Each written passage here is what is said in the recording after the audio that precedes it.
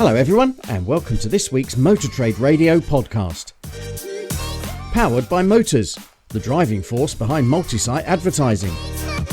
With Philip Nothard and Curtis Hutchinson, bringing you all the chatter that matters.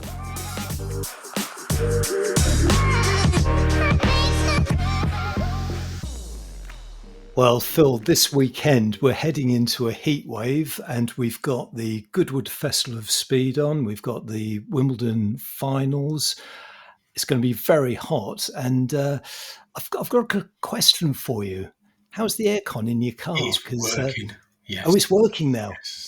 So you'll be okay this weekend. I will be okay this weekend. Yes. Are you going anywhere? Full regas. This week I went down to the Ben 120th celebration down at the British Motor Museum. Mr. Whitton was there, Menable, and a few other people. So might talk a bit more about that next week because I know we've got some busy headlines. But I've got aircon in my car, so it wasn't quite the challenging journey as it was last week, returning from the VRA AGM. I found out.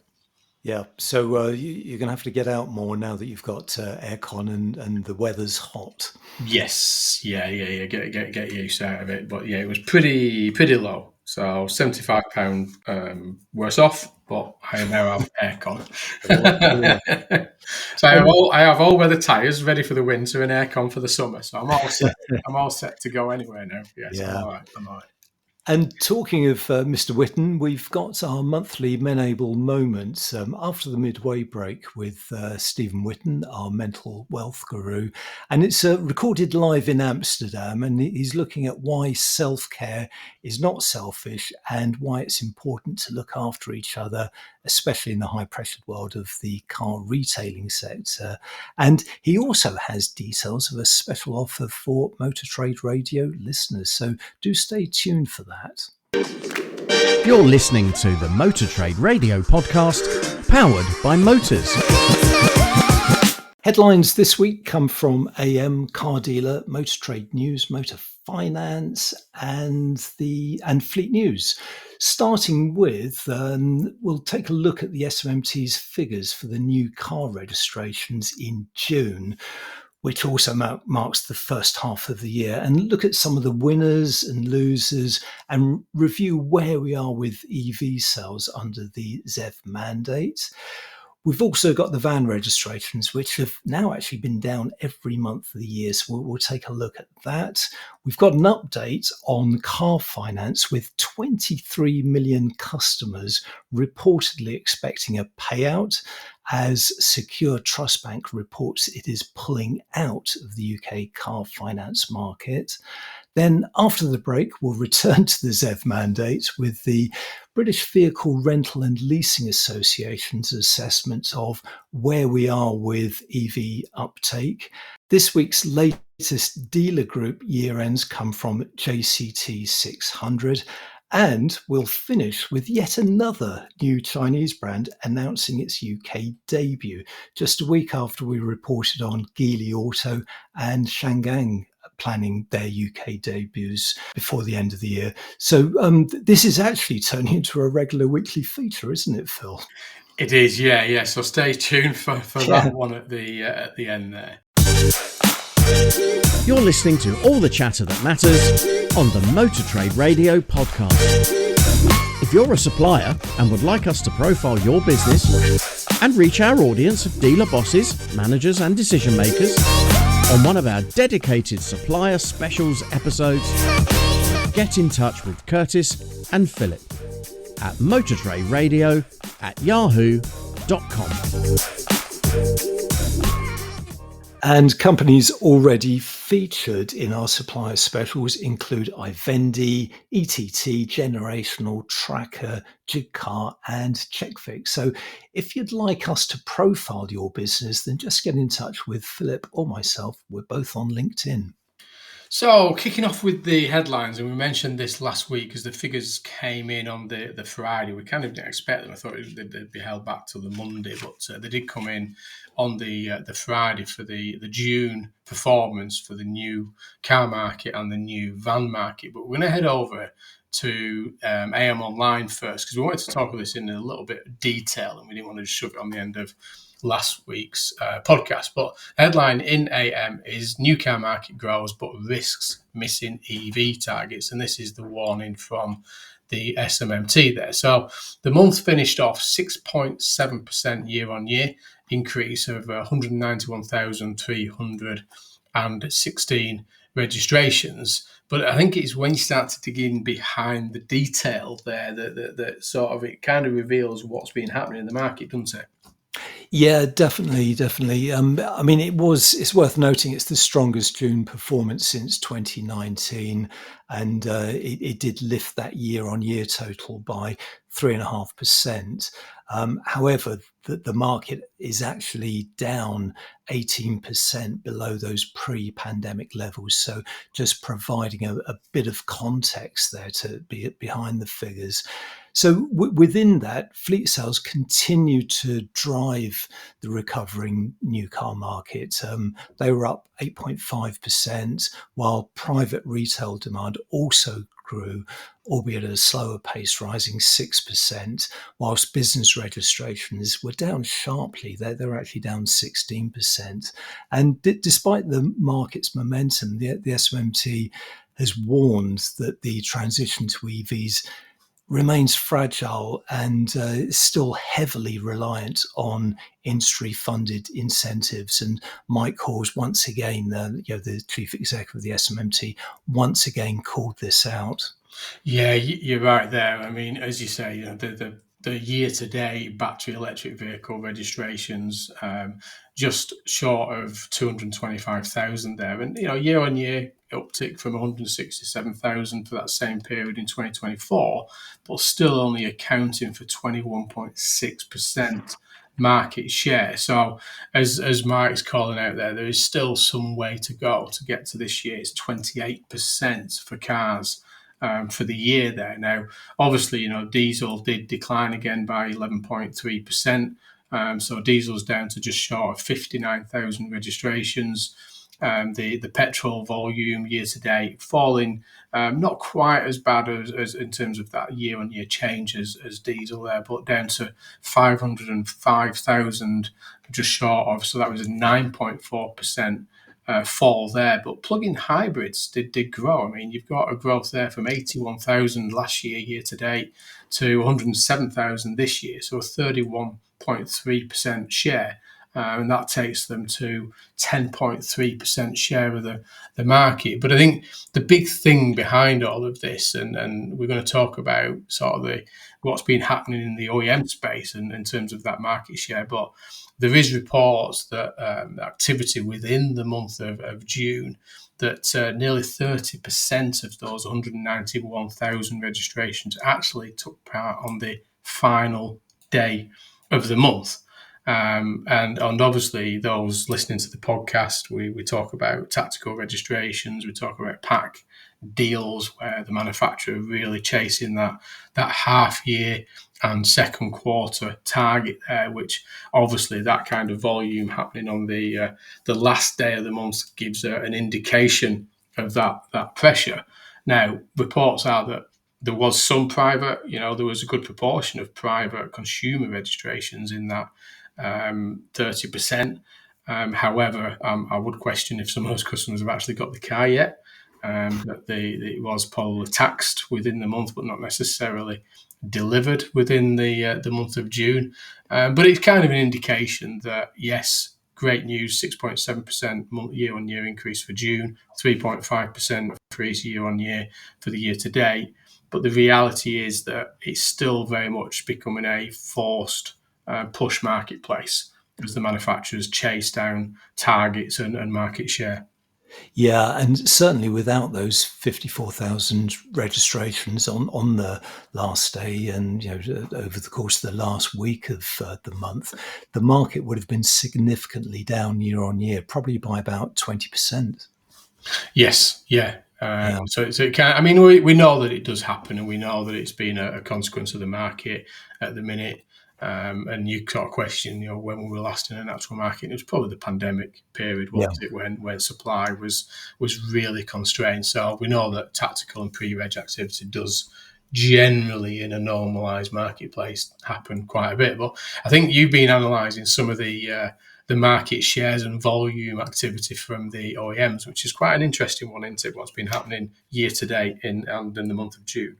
Yeah, it is, and it's definitely worth heading over to AM for this particular story because this month they've actually shared a lot of the stats, a lot of the tables, so you can actually see a lot of the detail behind the figures. And I've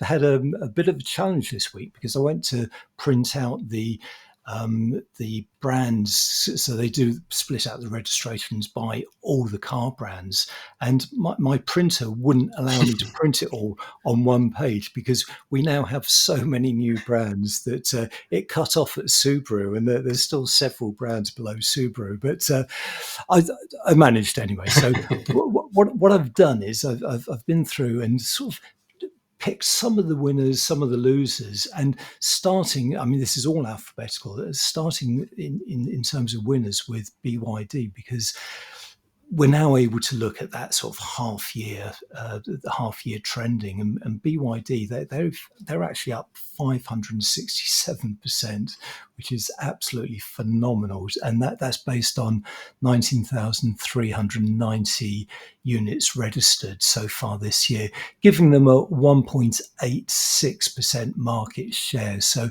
they will be very, very pleased with that. Other winners included Mazda. They were up 33% for the first half of the year. Peugeot up 40%.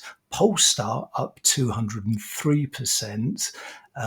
Tesla, no, we'll get to Tesla in a minute because they were not a winner.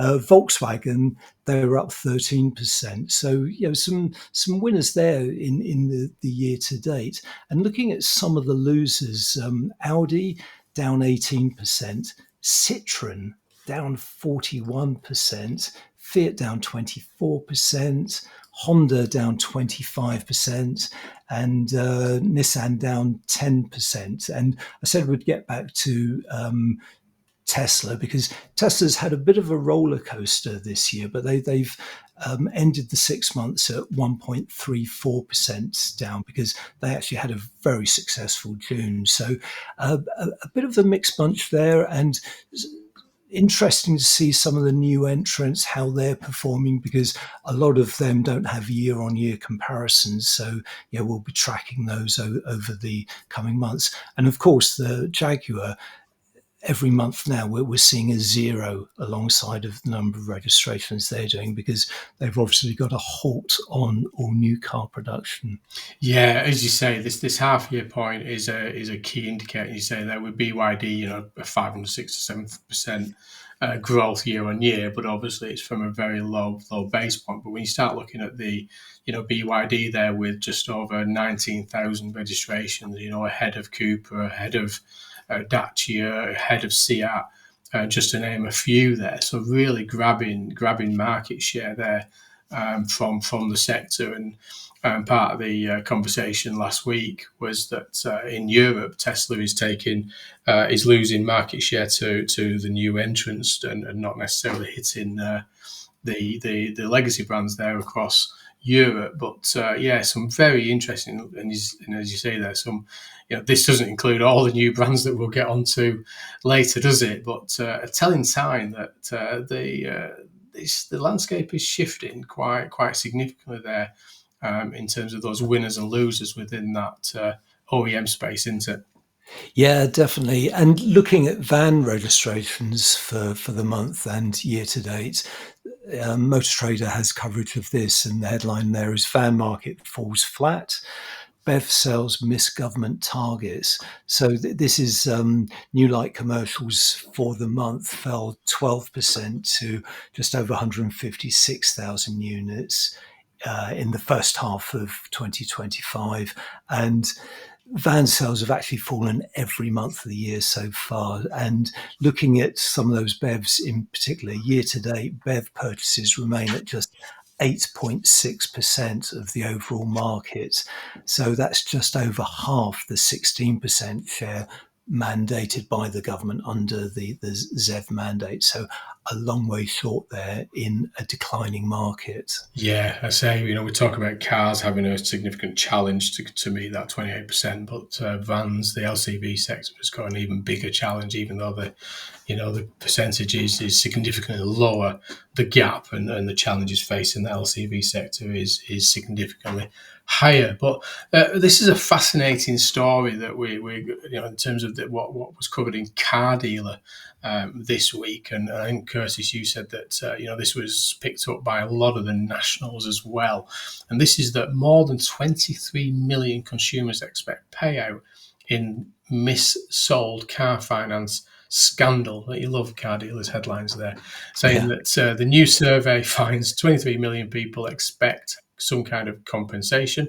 And this is from Slater and Gordon, who quizzed 4,000 people, and expectations are high for payouts, and that the firms have set aside 1.7 billion to cover these claims. And this kind of indicates the size and the scale and potential risk of whatever the redress process is going to be. Yeah, definitely. So Slater and Gordon, they're a law firm, and as you say, they polled the views of 4,000 car owners and found that 45% believe they could be entitled to a payout over the way car finance was sold to them between 2007 and 2021.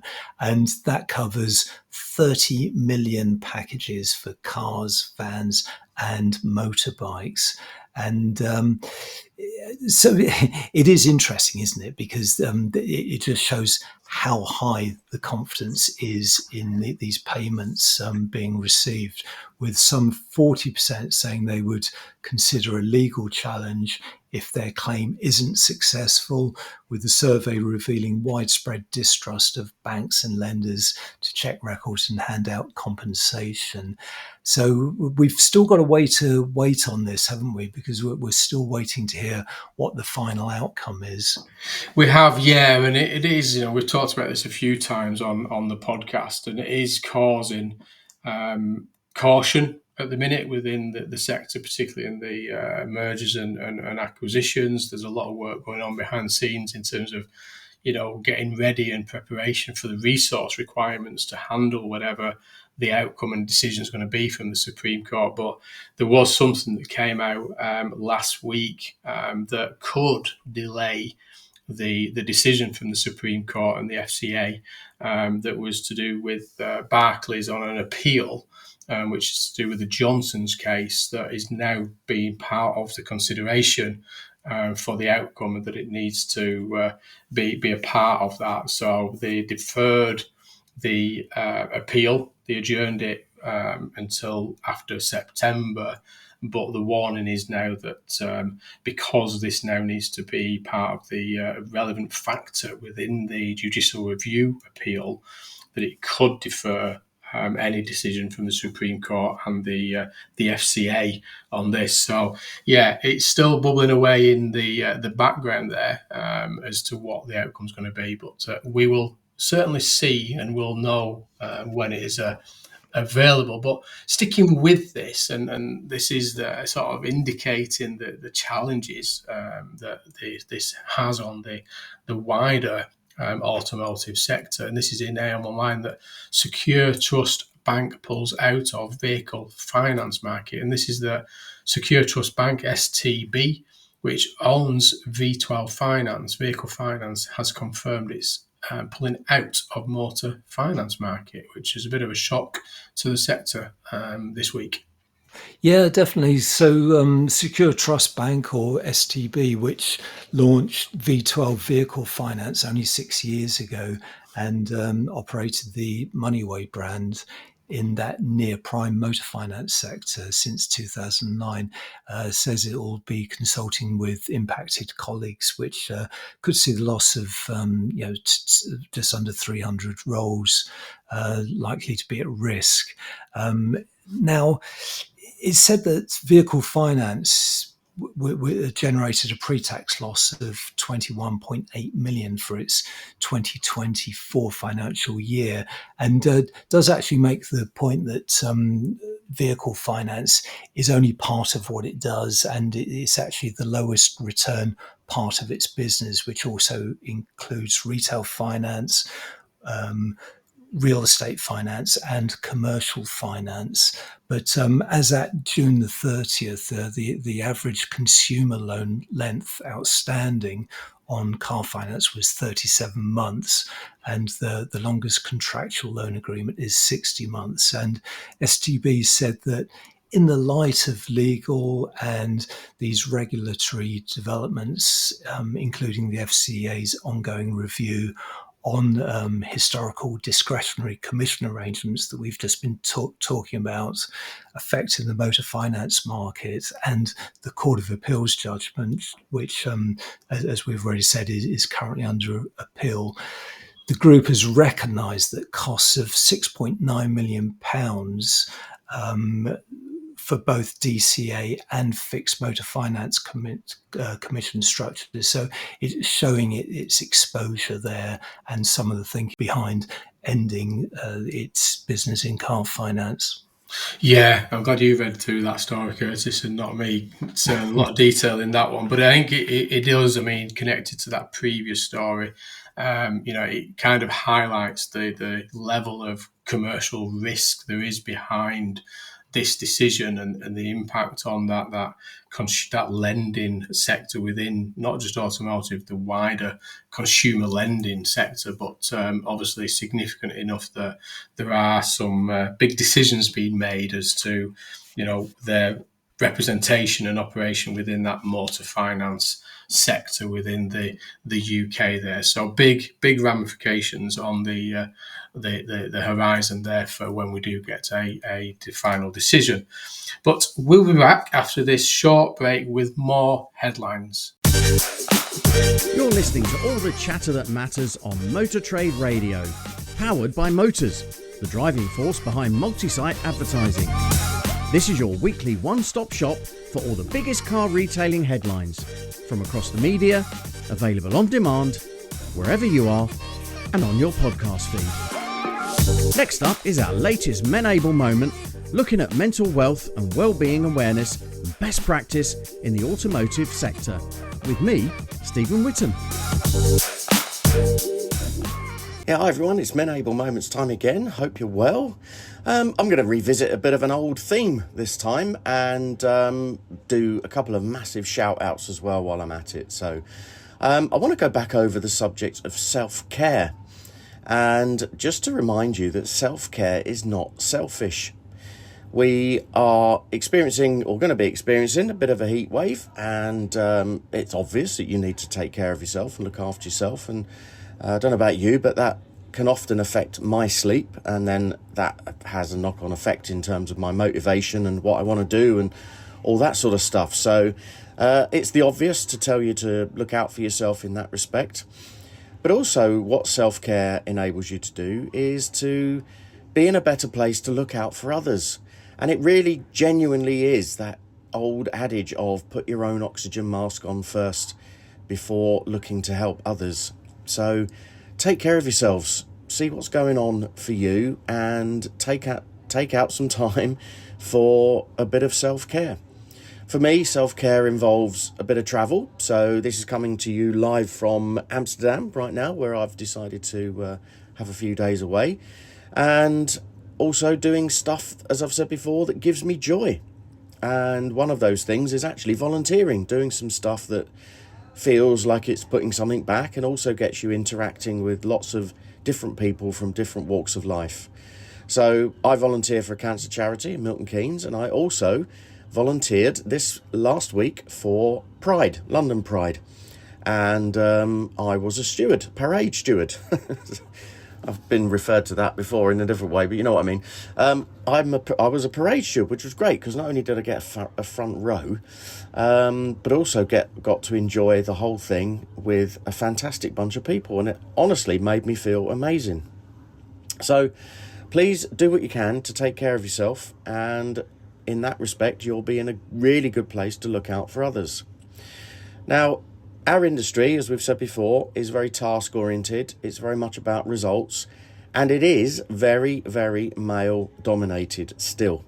Lots of work going on in that respect, and I, for one, am very proud to be a part of organisations that are working very hard on DEI and inclusivity and everything else, but we still have a male-dominated sector, and in which case, us men not traditionally been very good at opening up and speaking about what's going on for us.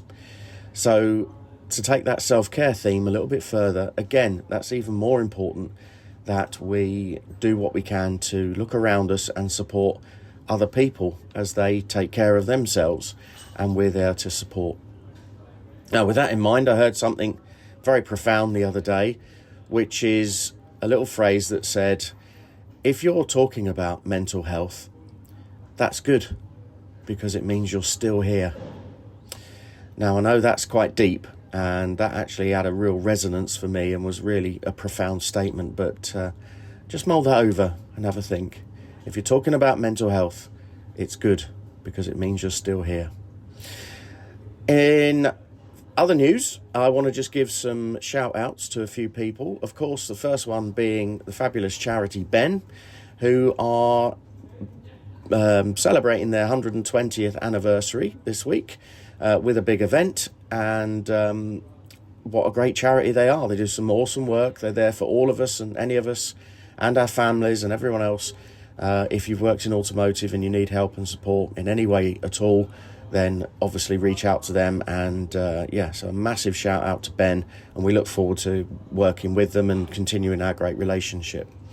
Also, a couple of other shout outs. First and foremost to Karen Hurlston. I know, Karen, that you are a major fan of the podcast, and you are a real supporter for Men Able as well. So I just wanted to say hi, and your lovely post that you did last week that probably touched very many people about what you and your family are going through right now. So just want to let you know we're thinking of you and we love you, and thanks for being there for us, and we're here for you too.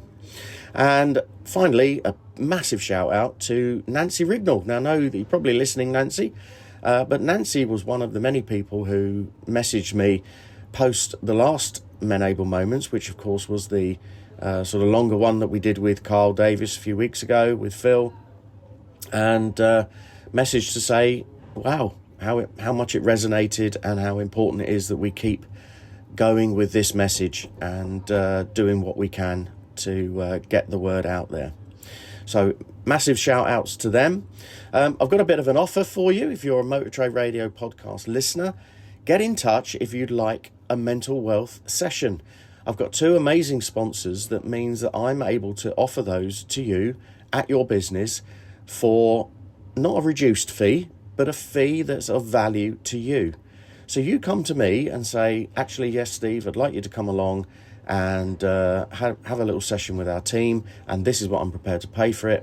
And we will subsidise that from the lovely sponsorship that I've got, one of whom is our beautiful friends at Motors. So, give us a shout if you want to have a mental wealth session in your business, virtually or in person. But in the meantime, you can head over to the Motors website and check out a whole range of articles that we've got and playlists and videos, and join us on this mental wealth journey. So many thanks for that, and thanks as always, guys, for the platform, and we look forward to catching up with you again soon. You can get hold of me on stephen.witten@menable.org. Many thanks. Well, plenty to unpick in that Men Able moment there, Phil. Steve, as ever, he really does pick a theme, focuses in on it, and sort of highlights it, sort of brings it to the fore. So many thanks to Steve for sharing his thoughts there. Yeah, definitely. Couldn't agree more. And echo Steve's shout outs there with Nancy particularly, and with Karen, sending our love, Karen, with everything there. So I mean, poignant topics raised there by Steve, as always. And as Steve said, if you want to reach him, then do check out social channels through predominantly LinkedIn, or drop him a note at Stephen with a ph.witton, WHITTON, at menable.org, and he'll certainly try and support you where he can. Now we'll get back to the headlines now in the second half of the show. That heading over to Motor Finance Online, and this is the UK road to net zero undermined by used EV market slump. And this is from the BVLA's annual report, that it's warning death by 1,000 cuts as used electric vehicle values plummet and charging infrastructure struggles to keep pace. Now, obviously, this is from, as I said there, with their latest report there, but trying to call out to the market the challenges facing the used battery electric vehicle market, whilst everything takes place in the new by the manufacturers and the target is their mandate, but they're trying to call out that there is a significant used market for battery electric vehicles, which isn't necessarily being addressed at the minute. Yeah, it's definitely worth heading over to the story, because what it is, it's based on the BVRLA, which is the British Vehicle Rental and Leasing Association. So it's the trade body that looks after the big fleet suppliers, and they've produced a State of the Nation under the 2025 Road to Zero report. So definitely worth checking out. And within the report, it does highlight that while the numbers of public charge points and the availability of new EVs continues to grow, spiraling public charging costs and plummeting used EV values are offsetting that positivity. And within the piece, it quotes Chief Exec Toby Poston, who describes the current phase of the transition as being its most challenging period. And he goes on to note that while corporate demand for electric cars remains strong and salary sacrifice schemes are democratizing access to EVs, the used market is facing a crisis. And this really is the key to this particular story, because Toby goes on to say used EV values are falling relentlessly, adding that this collapse is destroying value on an epic scale and costing fleets hundreds of millions of pounds. And he called the impact, as you said, a death by 1,000 cuts. And what is particularly interesting in this story is it's very much the fleet perspective, because it's really the fleet's side of the market that's driving EV sales, and they're seeing the hit in terms of residual values when these vehicles come off their contracts after 2-3 years. Yeah, no, I think this kind of echoes what Mike Hawser was saying throughout sort of 2024 there, that it's significant that the burden at the minute is in the fleet and leasing sector. They're the ones that are driving this transition to EV, but obviously that comes with significant risk as residual values are challenged in terms of once those vehicles come off contract and enter the used marketplace. And that's where, a lot of the conversation, a lot of focus is on at the minute around that used EV residual value market, because that's where the most volatility is at the minute as the manufacturers continue to drive the new market. That does then obviously play into that challenges around used electric vehicles. So I'm sure that we'll hear a little bit more from the BBL on this, and Mike Hawes from the SMMT will continue trying to challenge this situation with the UK government, and we'll keep a close eye on that. But we're going to head to the final section now. We've got a couple of financial and dealer reports, and then we'll finish on a bit of a new models or new manufacturer OEM entering the used market. And sticking with going over to Car Dealer magazine, profit dropped 16 million at JCT in 2024, but company remains positive, and this is that it reported an overall excellent performance in its latest set of accounts published earlier this week, and that the profit was down, as I said, 16 million, but still above pre-COVID or 2020 levels, and saying that turnover also fell, but gross profit margins remain strong at 13%. So kind of a mixed, optimistic result there from JCT. Yeah, very much so. And the story in Car Dealer, written by Rebecca Chaplin, is very detailed. So it shows that JCT 600 made a profit of £20 million before tax. And this is for the financial and calendar year ended December 2024. But this figure and turnover were both down on the previous year. So in the latest set of accounts, it reported that profits were down from 36 million in 2023 and turnover was down.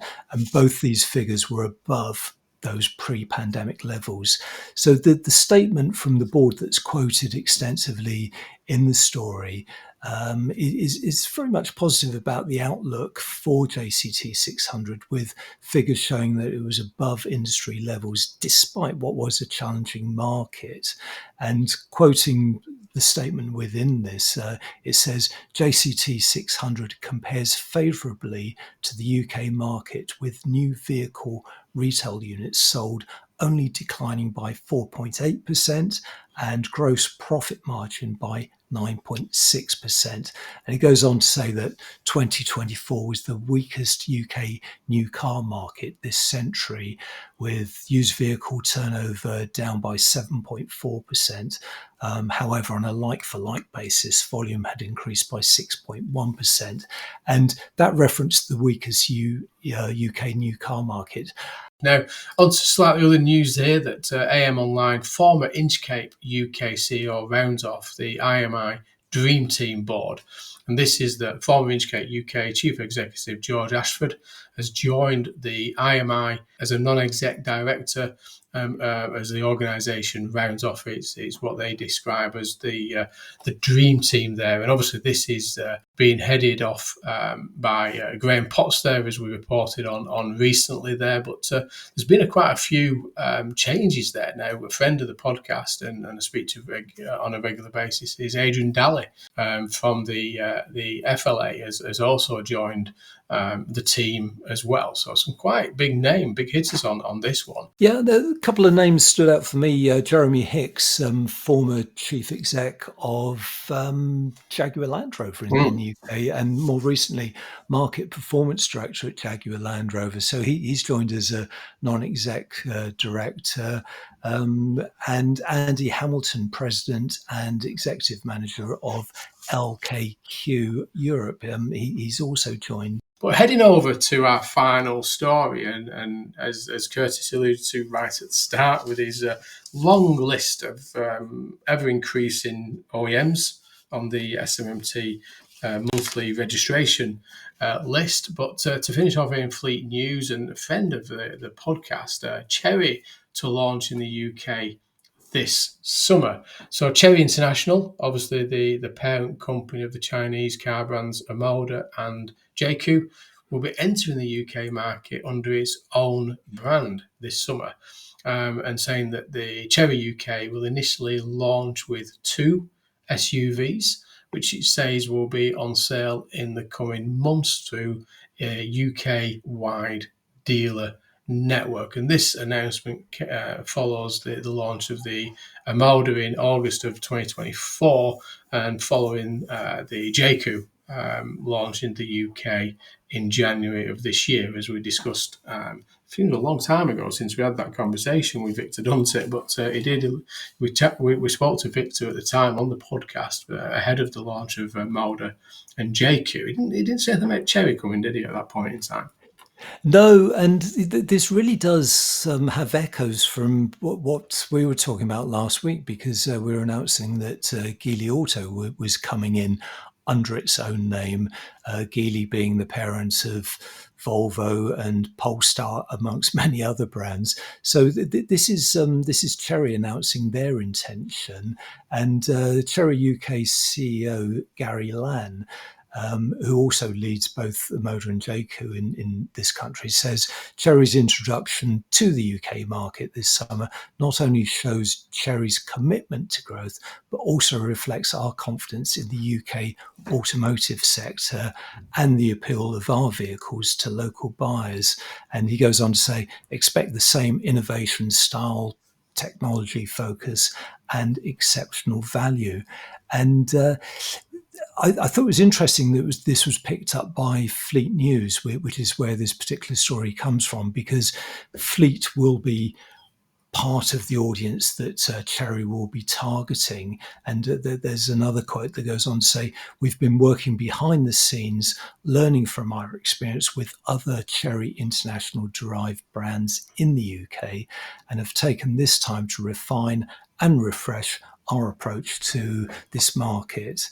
And it's an interesting one, isn't it? In that Chery already establishing itself, albeit only from last year. So, last summer they were a new entrant with, the Omoda and later the Jaecoo brands. But they will have a number of dealers that they can have conversations with at an early stage. They already have a number of partners. So it's going to be interesting to see how many of those Jaecoo and Omoda dealers will also be selling Chery. Yes, yeah, no, I think that's the big question of that sort of brand lineup, and obviously I think we're getting confused very quickly in terms of the OEMs and the volume of those OEMs. God knows what the consumers will be feeling, but I think the registration figures we called out earlier on today's podcast kind of demonstrate consumers are certainly adopting the new entrant brands, aren't they, in volume. Clearly very early on. So lots more to come on this, and I think we'll watch this one develop in time there, and hopefully we'll catch up with Victor at some point and sort of get an update in terms of what the plan is and what the long-term plan is alongside Jaecoo, Omoda, Chery and the other brands that Chery represent here in the UK and across Europe. So we'll keep an eye on that one. But hopefully you've stayed with us for the whole of this podcast. Bit of a marathon there with lots going on. So we'll try and keep you up to date with everything. And say on Monday morning you will receive the newsletter as always with the links to all the headlines that we've covered on today's podcast with all the details. So always worth having a look and really. Lots to discuss as always in the Curtis. Yes, but that's all for now. So many thanks for joining us on the Motor Trade Radio podcast. Until next week, it's goodbye from me. And it's goodbye from him. Thank you for listening to the Motor Trade Radio podcast, powered by Motors, the driving force behind multi-site advertising. We'll be sharing all the URLs from this week's headlines on Monday morning.